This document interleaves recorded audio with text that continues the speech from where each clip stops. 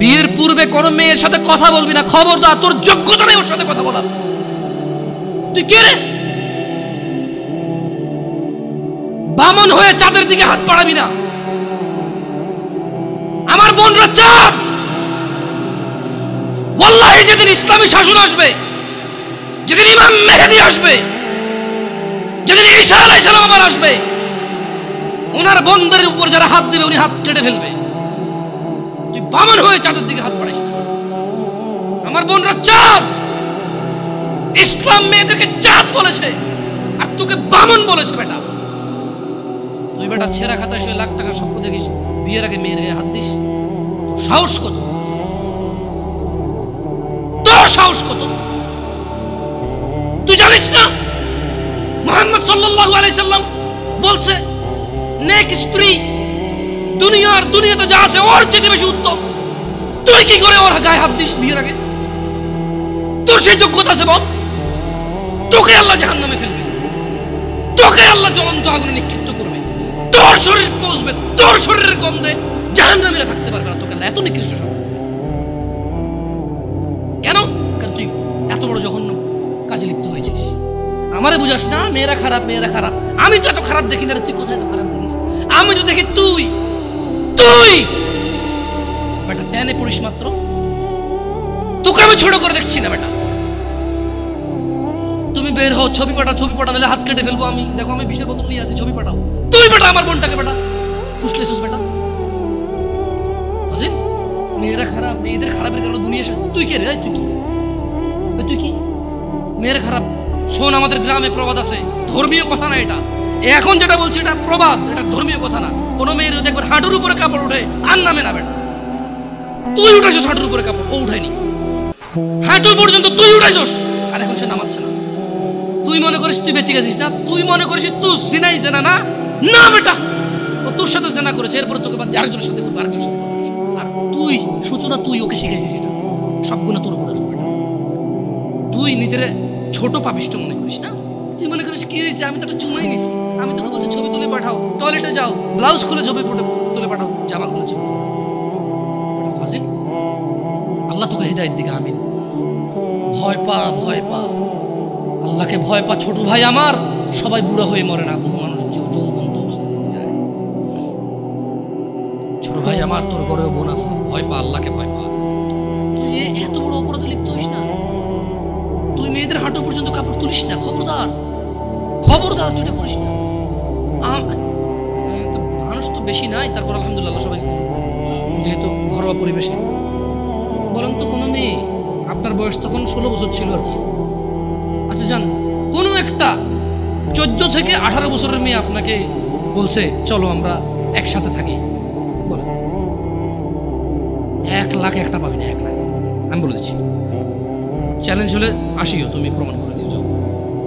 মেয়ে কি বলবে? মেয়েরা প্রেম হারাম ইসলামে বিয়ের পূর্বে সম্পর্কই হারাম। কিন্তু এর মধ্যেও কোনো মেয়ে ছেলেকে বলে না কিস করো, আমাকে একটা তোমার লুঙ্গি খুলে ছবি পাঠাও, বলে না। প্রত্যেকটা ছেলে বলে, এভরি সিঙ্গেল ছেলে বলে।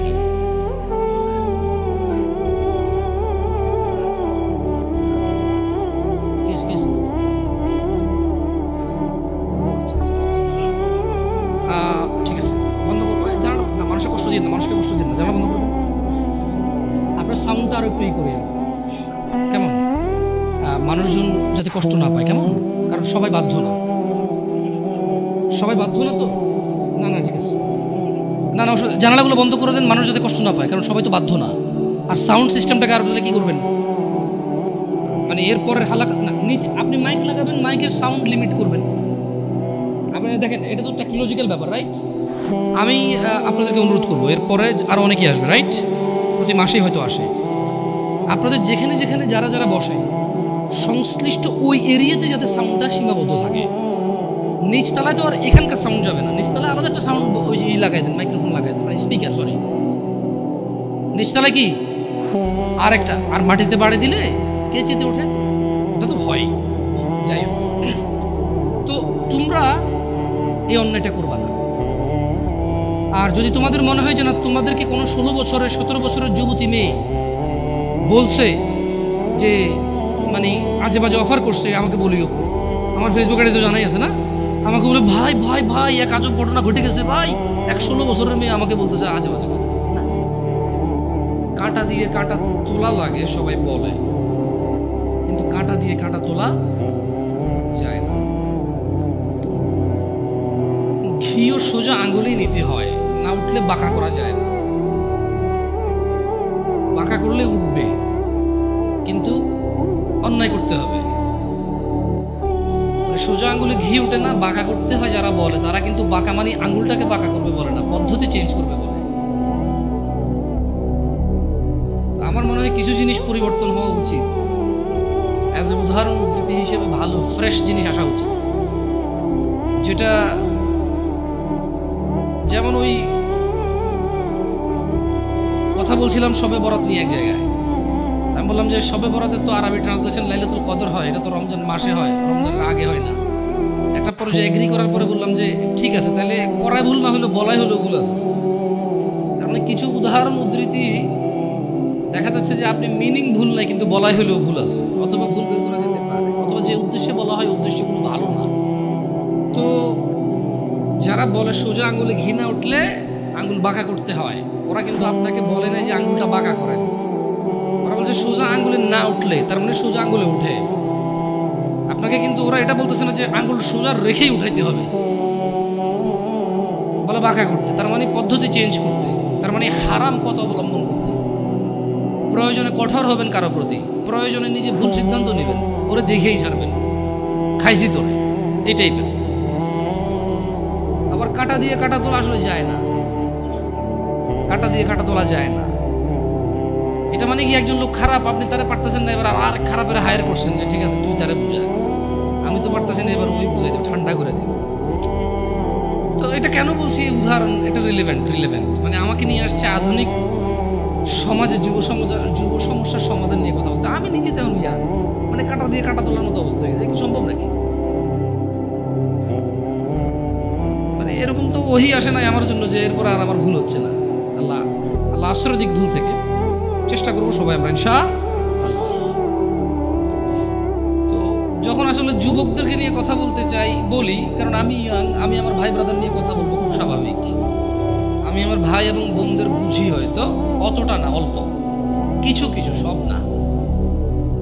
এটা অনেকেই বোঝে, হয়তো আমাকে আল্লাহ বলার তৌফিক দিয়েছে, আপনাকে আল্লাহ বলার শোনার তৌফিক দিয়েছে, এটা আমাদের মধ্যে ম্যাচ করছে। তাহলে জানে না এরকম মানুষ কিন্তু কম, সমাজে জানে না এমন মানুষ কম, আর মানে এমন মানুষও কম।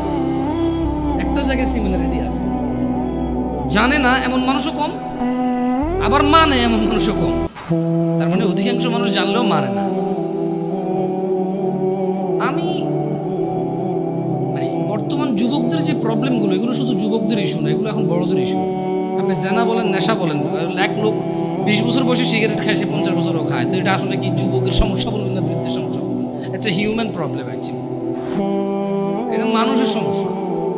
ওর লোক, ওর চরিত্রের প্রবলেম। ওর এবারে জোয়ান চরিত্র আর বুড়া চরিত্র বলে কোনো কথা নেই জায়গায়। এক লোক গাঁজা খায়, মদ খায়, জানা করে, ও বিয়ের আগে করছে, বিয়ের পরেও করে। তো এটা কি জোয়ান সমস্যা বলবো আমি? যেটা জোয়ানদের সমস্যা, এটা যুবকদের সমস্যা না। তাহলে ভাবিরা যে অপকর্মে লিপ্ত হয়, ভাবি কখন হয়? যখন কারো বিয়ে হয় তখন সে ভাবি হয়। বিয়ের আগে কেউ ভাবি হয় নাকি? বিয়ের আগে তো কেউ ভাবি হয় না। বিয়ের আগে কাউকে কেউ দুলাভাইও বলে না। তো দুলাভাইরা যে এত প্রবলেম করতেছে শালিকাদের সাথে বা অন্য কলিগসদের সাথে, এটা তো মানে দুলাভাই কি, তার মানে কি মানুষের বয়স যখন 50 হয়ে যায় তখন কি তাকে দুলাভাই ডাকে না মানুষ? অন্য কিছু ডাকে না। আপনি যদি হ্যাঁ, ইয়াংদের মধ্যে ওরা গোপন করতে পারে না। প্রবলেমটা কোথায়? প্রবলেম হচ্ছে 30 বছরের এক লোক মহিলার সাথে শুয়ে সমস্ত সম্পদ ব্যয় করে দিতে রাজি, যাতে কেউ না জানে। আর 17 বছরের ছেলে মেয়ের হাত ধরে এসে বন্ধু বান্ধবকে ফেসবুকে স্ট্যাটাস দিবে, আজকে ওর সাথে হোটেলে এসেছিলাম। এইখানে একটা ডিফারেন্সই আছে, যেটা আমি ফাইন্ডিং যেটা করছি আর কি। অপরাধ প্রবণতা আসলে জোয়ান বুড়া বলে কথা না। যার চরিত্র খারাপ তার চরিত্র খারাপ, যে আল্লাহকে ভয় করে না সে করে না।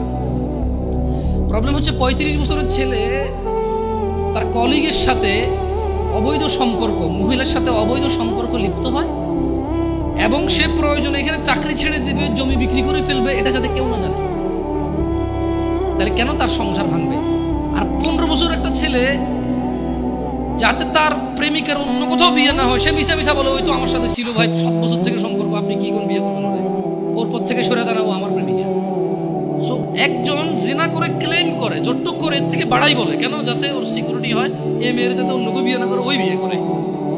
আরেকজন জেনা করে প্রয়োজনের সম্পদ এখানে কোরবান করে দেবে, কেন? কারণ যদি কেউ শুনে তাহলে ওর সংসার ভেঙে যাবে, মানে বিয়ে যেটা সেটা ভেঙে যাবে। দুইজনের সাইকোলজি দুই রকম, এই একটা পার্থক্য আমি দেখছি। আদারওয়াইজ বুড়া জোয়ান কেউ পিছায় না আর জানাবে বিচারে, কেমন? আবার যুবকরাও তো গোপন করতে পারে না, ও একটা হোটেলে যাবে, একটা পার্কে যাবে, সবার দিকে তাকায় থাকবে। এখন আমি যদি এই যে দাড়ি টুপি রেখে পাঞ্জাবি পরে যদি পাশে একটা বোরখা পরা মহিলা আমার পাশে হাঁটে, আমি যদি 10 ঘন্টা না 20 ঘন্টাও হাঁটি, পৃথিবীর একবারে অচেনা জায়গায় হাঁটি, পাবলিক ধরেই নিবে যারা বউ জামাই। প্রবলেম হচ্ছে 16-17 বছরের যুবক, গায়ে স্কুল মাদ্রাসার ইউনিফর্ম, মহিলা আবার বোরখানা যদি বস্তা গায়ে দিয়েও থাকে, লাভ নাই। পাবলিক বুঝে এরা কারা রে, কেন হাঁটতেছে এই জায়গায়।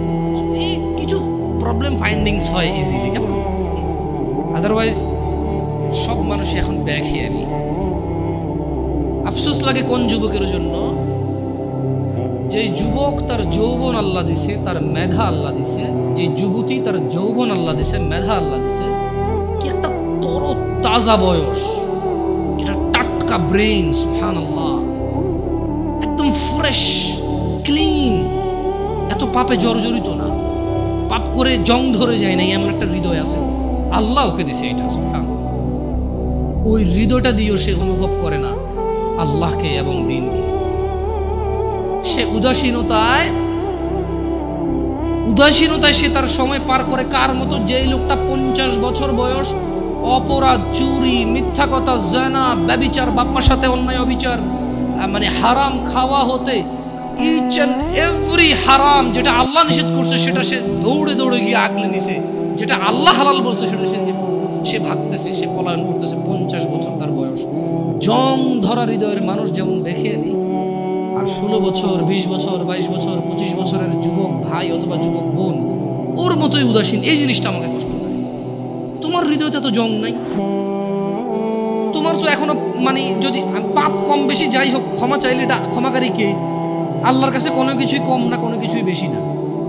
আল্লাহ যে পিঁপড়া সৃষ্টি করছে এটা তুচ্ছ না, আবার পুরো পৃথিবীর আসমান জমিন ভর্তি যদি কেউ অপরাধ করে এটা আল্লাহর কাছে বেশি না।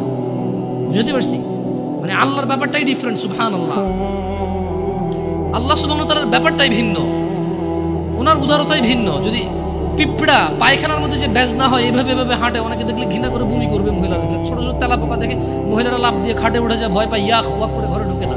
এই জিনিসটা আল্লাহর কাছে তুচ্ছ না। শুকর খাওয়া হারাম, আল্লাহর কাছে এটা তুচ্ছ না। আমার জন্য খাওয়া নিষেধ, এটা আল্লাহ সৃষ্টি। কুকুর আমার জন্য খাওয়া নিষেধ, কিন্তু এটা তুচ্ছ না, এটা আল্লাহ সৃষ্টি। কেউ বানাইতে পারবে না এরকম কিছু, রাইট? আবার আসমান থেকে জমিন পর্যন্ত অপরাধ আল্লাহর কাছে বেশি কিছু না। আল্লাহই ভিন্ন, সুবহানাল্লাহ। ওনাকে ওনার ইউনিকনেস, ওনার প্রত্যেকটা জিনিসে ওনার সমতুল্য সমকক্ষ কেউ নেই, কিচ্ছু নাই। উদাহরণ উদ্ধৃতি নেই ওনার ব্যাপারে। আমরা কাউকে উদাহরণ দিব, উদ্ধৃতি দিব এরকম নেই। উনি একক অদ্বিতীয়, উনি সো ইউনিক, সুবহানাল্লাহ। উনি আলটিমেট ইউনিক, এরপর আর কিছু নাই। সো যুবকদের এই জিনিসটা খুব খারাপ লাগে, উদাসীনতার এই ব্যাপারটা। আল্লাহ সুবহানাহু ওয়া তাআলা কোরআনুল কারীমে বলেন যে আফা হাসিবতুম আন্নামা খালাকনাকুম আবাসা, তোমরা কি মনে করেছো বা তোমরা কি মনে করেছিলে যে ওয়া আন্নাকুম ইলাইনা লা তুরজাউন, মানে তোমাদেরকে আল্লাহ অনর্থক সৃষ্টি করেছেন এবং তোমরা আল্লাহর কাছে ফিরে যাবে না, তোমাদেরকে আল্লাহ ফিরাই নেবে না, ওনার কাছে ফিরতে হবে না, তোমরা ভাবছো? মানে 20 বছর বয়স, তোমার ঘুম আসলে ঘুম আসে, 2 দিন জেগে থাকতে চাইলে জেগে থাকতে পারো, হ্যাঁ, বল করতে পারো, ক্রিকেট খেলার সময় বল করতে পারো 60 কিলোমিটার বেগে, ফুটবলে কিক দিলে যে গোলকিপারে ধরে ওর হাত লাল হয়ে যায়, গরম হয়ে যায় তোমার কিকের পাওয়ারে, হ্যাঁ, তুমি এক দৌড় দিয়ে বুলেটের গতিতে যা হুন্ডার কাছে রেস দিতে পারো, সাইকেলের আগে দৌড়াইতে পারো, হ্যাঁ, আস্তে করে লুকিয়ে থাকা জাম্প দিয়ে যায়, বিড়াল ধরতে পারো, পাখি ধরতে পারো, হ্যাঁ, রাতের 2টা বাজে কাউরে ভয় পাও না, প্রেমিকার ঘরের সামনে যায় শার্ট খুলা তুই বাইরে বিড়ালে ব্লেড দিয়ে হাত কেটে এলাম, এগুলো বলতে পারো, চ্যালেঞ্জ দিতে পারো। তুমি এটা কিছু না, হ্যাঁ, তুমি তুমি একটা কিছু মহিলা মেয়ে বয়স 15, 16, 18, 20, 22 বছর পর্যন্ত তো কিছু করে না, এই 14 থেকে 18 ভিতরে বাপকে বলতেছে যে তুমি লাগবে না, আমার ও আছে, ও হইলেই চলবে। কত মানুষ গরিব আছে না, কি হয়েছে, নানা ধরনের উদাহরণ উদ্ধৃতি, মন যা চায় তা বলতে পারে। কেন এখনো জোয়ান যুবতী কোনো বিপদ চোখে দেখে নাই, যুবক যুবতী এখনো অভাব দরিদ্রতা চোখে দেখে নাই, বাপের ঘাড়ের উপরে খায়, যা খুশি তা করে, যেদিকে খুশি সেদিকে যায়, যা খুশি তা বলে। আল্লাহ বলছে যে আফা হাসিবতুম আন্নামা খালাকনাকুম আবাসা, তুমি যা খুশি তা করো, আমি তোমাকে তৌফিক দিছি, তাই বলে কি তুমি মনে করো আমি তোমাকে অনর্থক এমনি এমনি সৃষ্টি করছি? ওয়া আন্নাকুম ইলাইনা লা তুরজাউন, তোমাদেরকে কি আমি আল্লাহর কাছে ফিরে আনবো না আমি, এরকম ভাবো তোমরা? ইকতারাবা লিন-নাস হিসাবুহুম ওয়া হুম ফি গাফলাতিন মুরিদুন, মানুষের হিসেব নিকেশ নেই। প্রবলেমটা কোথায়? প্রবলেম হচ্ছে আমাদের বিবেক বুদ্ধি কোন জায়গায় নামছে। আমরা অসুস্থ মানুষের ব্যাপারে বলি, দিব্যি বলি না রে প্রচুর অসুস্থ বা ইদানিং আর সুস্থ হয় না, এগুলো মারা যাবে। মানে আমাদের কাছে মনে হয়েছে মানুষ অসুস্থ হইলে মরে, আমরা কনফার্ম হয়ে গেছি মানুষ বুড়ো হইলে মরে, আমরা কনফার্ম হয়েছি মানুষ অ্যাক্সিডেন্ট হইলে মরে, আমরা কনফার্ম হয়েছি মানুষ অসুস্থ হইলে মরে, আমরা কনফার্ম হয়েছি মানুষ ক্রিটিক্যাল সিচুয়েশনে মরে। এমনি এমনি যে মরে যেতে পারি এটা আমরা মানে ইমানে রাখি না। এটা আমাদের কাছে মনে হয় যে মৃত্যুর একটা সিস্টেম আছে, মানে এটা আমি হব, জোয়ান হব, বুড়া হব, চুল দাড়ি পাকবে, তারপরে মরবো, আমি যে এনি টাইম মরে যেতে পারি এটা। আপনি দেখেন না আমাদের মধ্যে যারা আমরা জোয়ান আছি, আমরা কিন্তু কেউ বলি না হ্যাঁ রে ভাই যে কোনো সময় মারা যেতে পারি রে। আমরা সবসময় বলি যে আমার দাদা অনেক বুড়ো হয়ে গেছে, বাঁচবে না মনে হয়, আমার আম্মা আইসিইউতে দোয়া করেন ভাই বাঁচবে না মনে হয়, আপনার ভাবিটা ভাই বাচ্চা হওয়ার সময় মানে এক্সট্রা ব্লিডিং হচ্ছে, বাঁচবে না মনে হয়। ঠিক আছে ওগুলো ক্রিটিক্যাল সিচুয়েশন, কিন্তু এরকম হাসপাতালে গেলে যদি মানুষ মারা যাইতো তাহলে কেউ হাসপাতালে যেত না। তার মানে হাসপাতালের রেশিও কি 100 জন ঢোকে 30 জনও মারা যায় না। আমি ভুল বলছি? প্রতি 100 জন যারা আজকে হাসপাতালে গেছে 20 জন মারা যাবে এদের মধ্যে। তার মানে যত মানুষ মরে হাসপাতালের বাইরে মরে। মানে আপনি এখন যেখানে বসে আছেন অথবা আমি যেখানে বসে আছি, খুব একটু সূক্ষ্মভাবে যদি চিন্তা করি, আমরা হাসপাতালে যারা যায় তাদের মরার চিন্তা আমরা করি প্রচুর, অথচ হাসপাতালে 5% মানুষও মরে না। একজন ডাক্তার 1 মিনিটের রুগী দেখে, আমি চিনি লাকসাম উপজেলায়, নাম বললাম না, তার শিশু ডাক্তার, আমার ছোট ভাইকে দেখাইতে নিয়ে গেছি, 112 নম্বর সিরিয়াল চলতেছে আমার, বললাম আসছে কবে, কয় আসো এখন, এই সারা আগে 111 জন দেখে ফেলছে, আমরা 12তম লোক। এর মধ্যে কিছু লোক আসে নাই, আবার কিছু লোক তো তার পিএসএ হয়তো 100-200 টাকা খেয়ে সিরিয়ালের বাইরে দিয়ে দিছে না, তো আমি এটা যোগ বিয়োগ ধরে মাইনাসে প্লাস ধরে ফেলছি, বুঝছেন? আমি চিন্তা করলাম যে সে তো 140 মানে 100 সর্বোচ্চ 160 থেকে 70 মিনিটে সে 112-13 জন রুগী দেখে ফেলছে। তো ওর যদি গড় রেশিও করতে 1000 তো 2 জন মরতেছে না ওইখানে হাসপাতালে। একটা বিশাল হাসপাতাল ভর্তি হইতে পারে রুগী 100 জন 150 জন, ওখানে কি ডেইলি 20 জন মারা যায়? বরঞ্চ সরকারি হাসপাতালগুলো ভয় পায় মারা যাবে বলে যে ঢাকা মেডিকেলে নিয়ে চলে যান, যারা যে ওখানে মারা গেলে কোনো সমস্যা নাই, দায়বদ্ধতা নাই, তেমন ডাক্তারদের জবাব দিতে নাই। সরকারি হাসপাতাল মরছে, রুগী ক্রিটিক্যাল ছিল, মরছে, আর গরিব মানুষ যায় ওখানে, আমার মতো লোকেরা যায়। সো আমাদের উদাসীনতার মাত্রা কত নিচে, মানে একটা মাত্রা থাকে না, ওই যে বলাতে শুনে না, ছি তুই এত নিচে নামবি ভাবিনি, এই টাইপের ভাবিনি, আমরা নিজেরাই ভাবি না, ভাবতেছি না যে আমরা কত নিচে নামছি।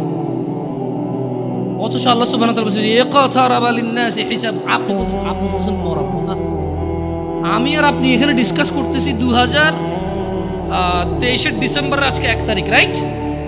আজকের দিনে আমি আর আপনি ডিসকাশন করতেছি আমরা কেন মরার কথা ভাবি না, খালি অসুস্থ রোগী ভাবে, কিন্তু আল্লাহ মরার কথা না।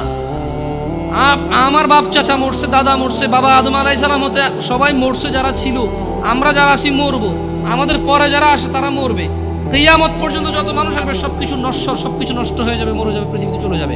কত দূরের কথা, অথচ আমি আর আপনি 2023 ডিসেম্বরে চিন্তা করতেছি, মরার কথা আলোচনা করতেছি, এটাই আমাদের বুঝে আসতেছে না। কোরআনুল কারীমে আল্লাহ তাআলা বলছে যে ইকতারাবা লিন-নাসি হিসাবুহুম ওয়া হুম ফি গাফলাতিন মুরিদুন। আরে মরা তো দূরের কথা, মানুষ যে মরে যাবে, হাজার হাজার লক্ষ লক্ষ বছর পার হবে, হাসর হবে, ওর বিচারের দিন হবে, এটাই নাকি নিকটে। বলছে যে মানুষের হিসেব নিকেশের সময় আসন্ন।